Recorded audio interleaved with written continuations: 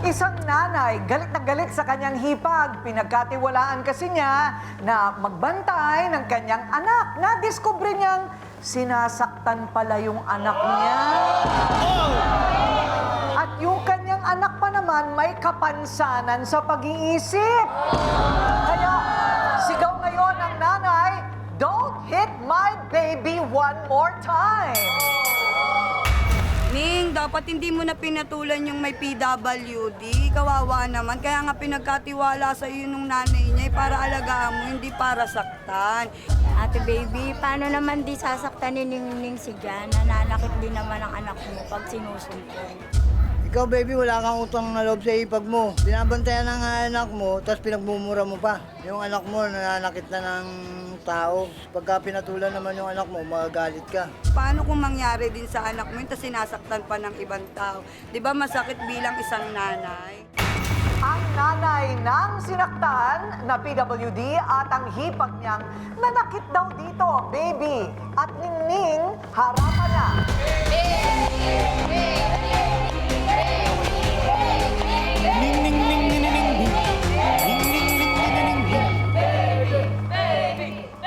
Okay, baby.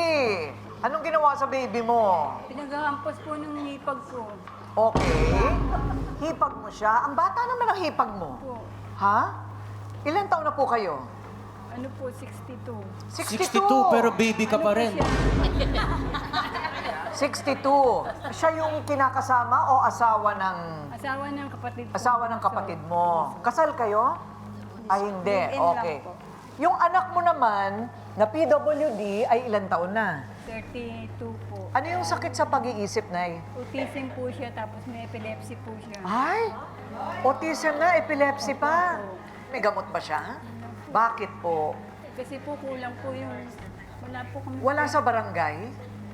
Hindi ba mayroong benepisyo ang PWD sa barangay, Attorney Lorna? Meron, di ba? So ano yun, i-a-apply mo? Kasi dapat nag-a-apply at saka dapat yung barangay proactive, meron silang listahan ng mga senior citizens, solo parents, ganyan. Oh, hindi nila ginagawa yan. Hindi nila ginagawa Oo, yan. hindi nila ginagawa. Pero may budget ang batas. That means may nagbubulsa Ayan. ng budget na yan.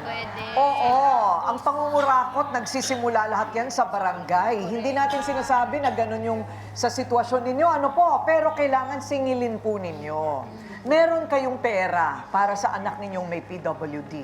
Para man lang sa gamot sa epilepsy. O anong nangyari nung araw na yon na pinagsisigawan daw, sabi mo? Siyempre po bilang ina, nasaktan po ako. Minurumura ko na nga po siya. Ako po hindi ko po sinasasaktan yung anak ko.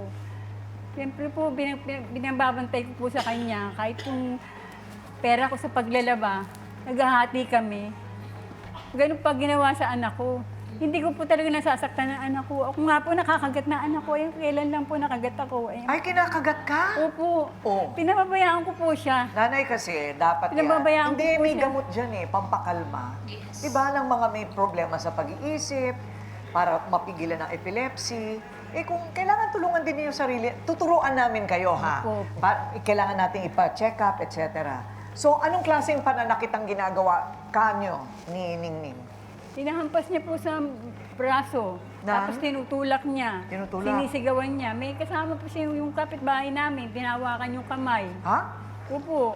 Pinagtutulungan? Opo.